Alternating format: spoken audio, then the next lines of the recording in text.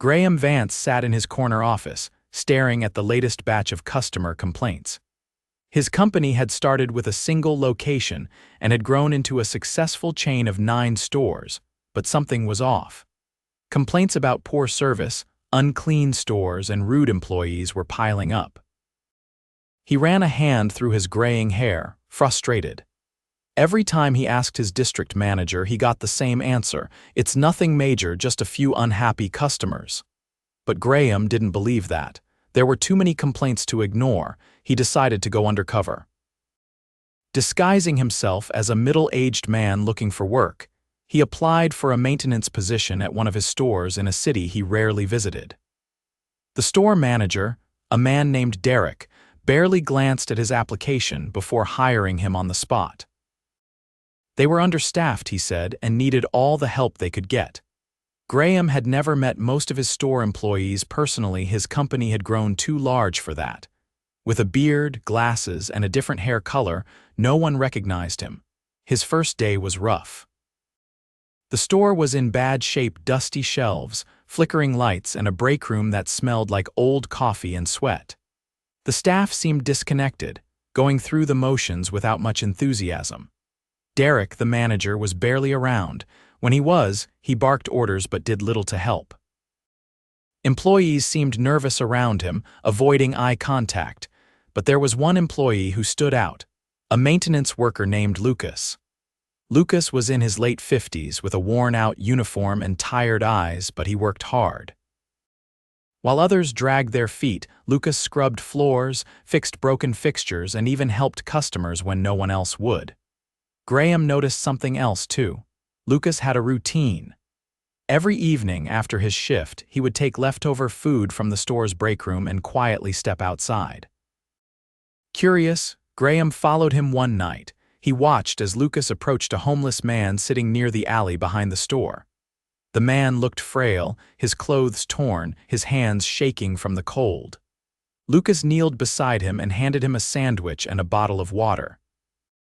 "You gotta eat, man," Lucas said softly. "Can't have you starving out here."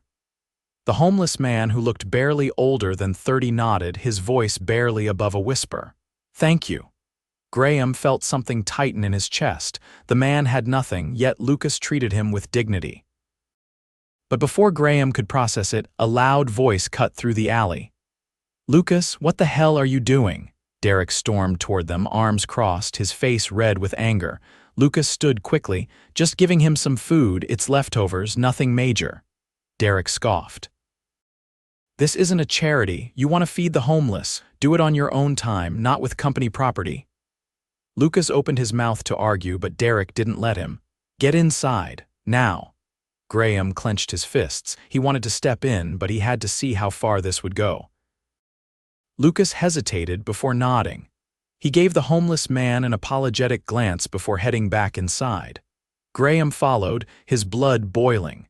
He had seen enough. Graham walked back into the store, his mind racing. He had come undercover to uncover operational failures, but what he had just witnessed was something entirely different. Derek's reaction to Lucas's simple act of kindness unsettled him. There was no policy against giving away leftovers, as far as he knew. The store felt colder now, not because of the temperature, but because of the weight of what he had seen. Employees moved around the aisles with quiet efficiency, but there was no energy, no sense of teamwork. Something about the way they avoided Derek when he was near told Graham everything he needed to know. Lucas went straight back to work, his shoulders tense, but he didn't complain. Graham grabbed a mop and started working alongside him. "That happen often?" Graham asked, keeping his voice low. Lucas exhaled through his nose. "Derek doesn't like it when we do anything that's not on the clock, says it's not our job to care." Graham wiped a stain off the tile, his grip tightening. "You still do it, though." Lucas gave a tired nod. "Someone has to." Graham didn't say anything else. He didn't need to. The next few days, he observed everything more closely. Derek's leadership, if it could even be called that, was built on intimidation. He rarely spoke to employees unless he was criticizing them. When the store got busy, he disappeared into his office, only coming out when things calmed down. Employees were on edge whenever he was around.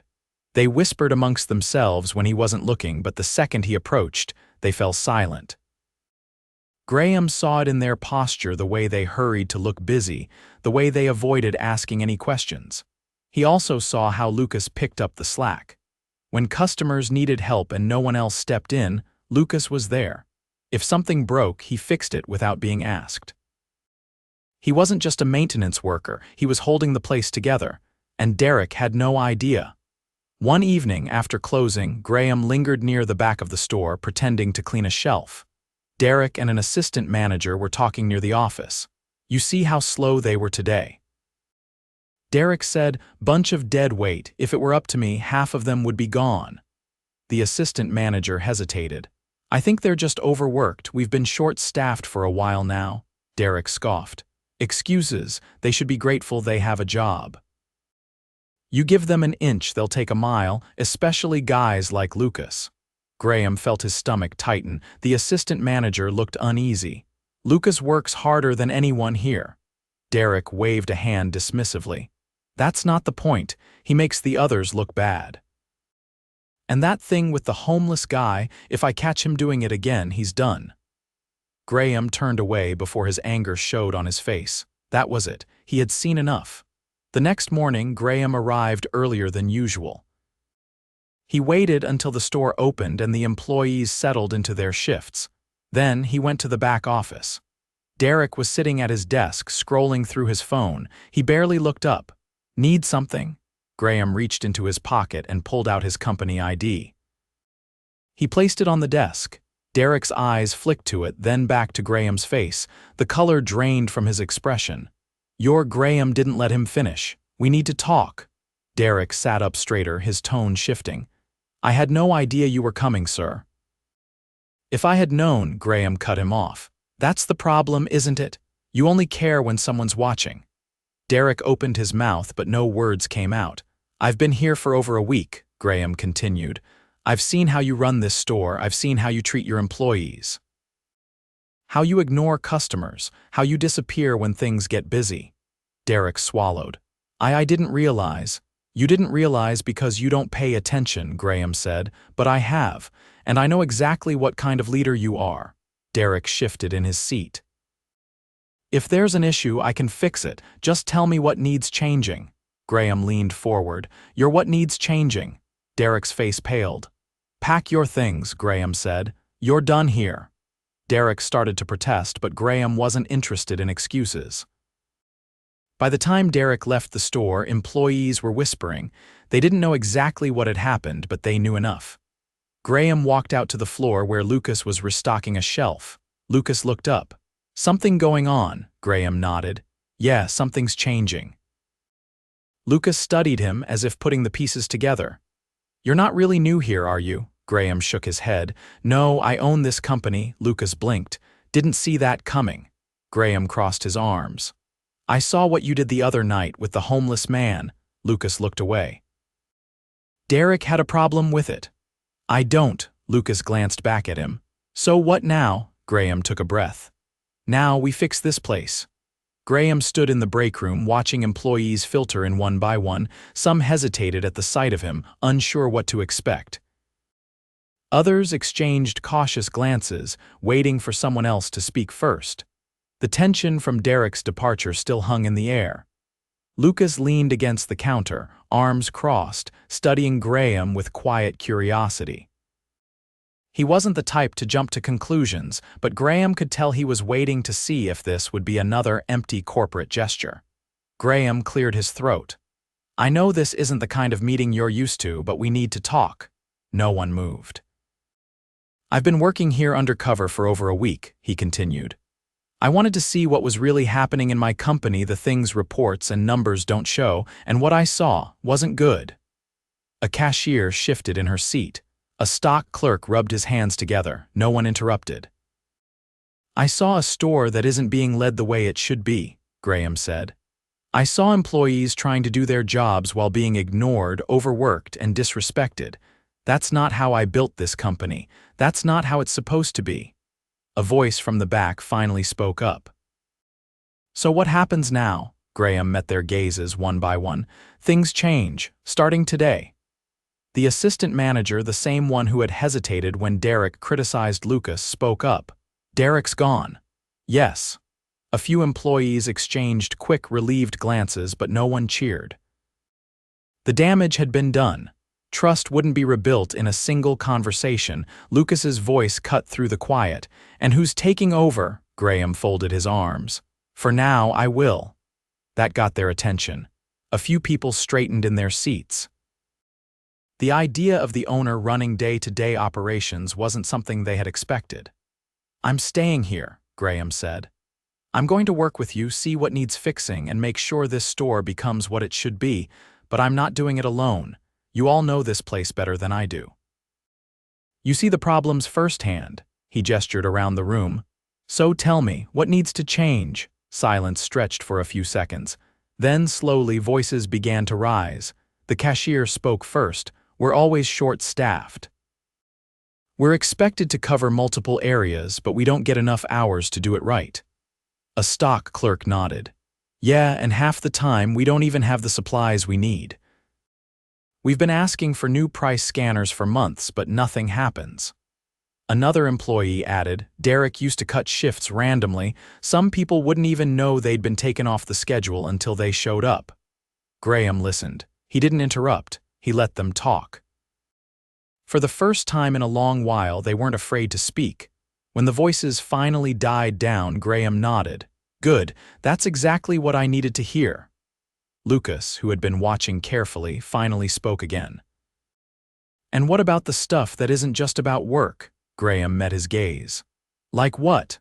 Lucas hesitated, then gestured toward the alley outside. "Like people who need help, like the guy outside." A few employees shifted uncomfortably. They had seen what happened when Derek caught Lucas giving food away. No one wanted to step into that same fire. Graham didn't hesitate. "That stops now. No one gets punished for helping someone in need. Not here, not anywhere in my company." Lucas didn't react right away. He was searching Graham's face, looking for any sign that those were just words. Graham met his gaze steadily. He wasn't saying it to sound good, he meant it. Finally, Lucas gave a small nod. Graham turned back to the rest of the room. "I know trust isn't built overnight.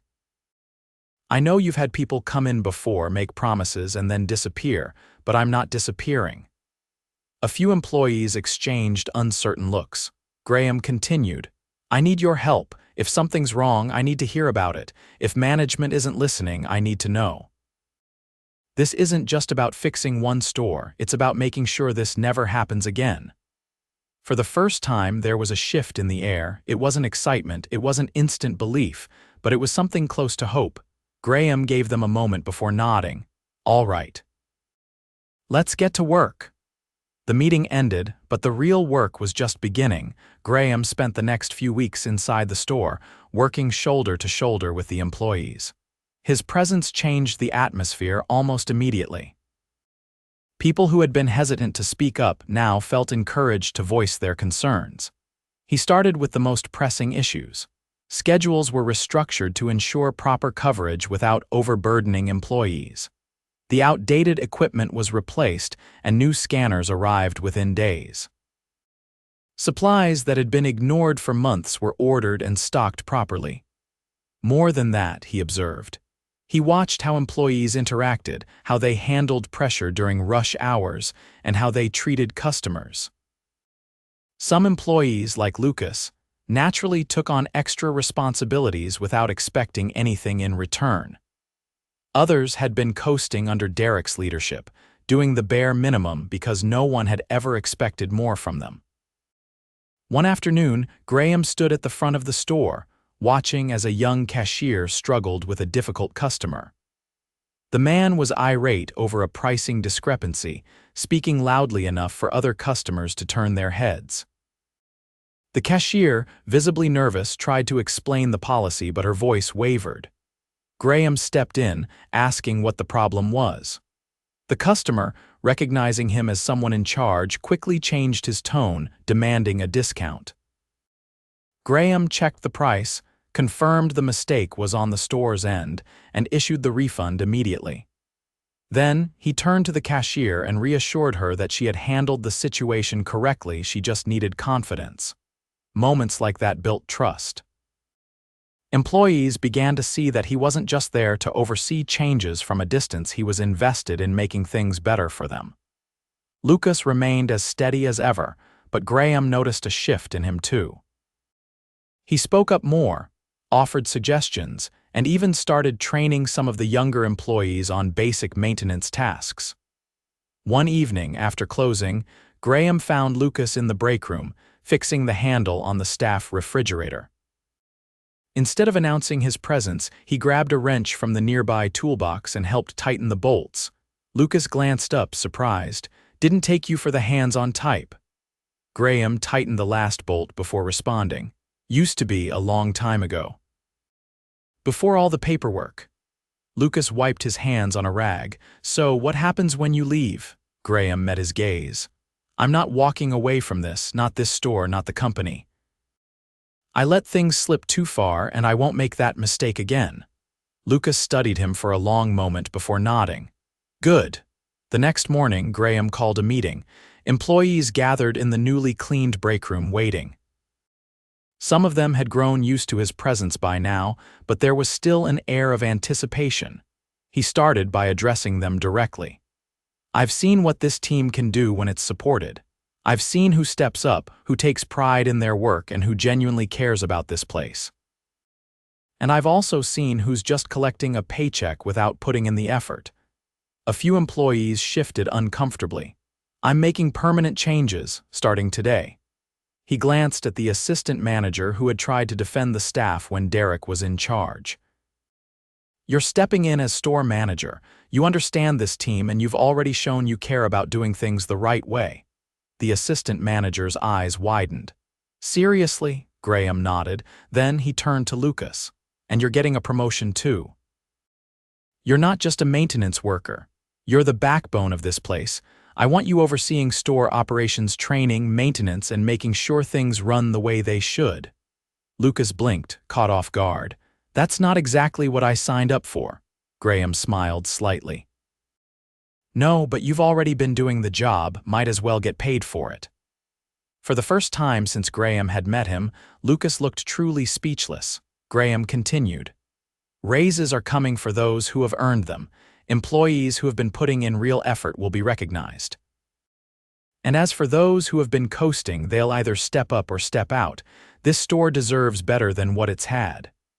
The employees exchanged looks of genuine relief, some even smiled. After the meeting, Lucas pulled Graham aside. "One last thing." Graham crossed his arms.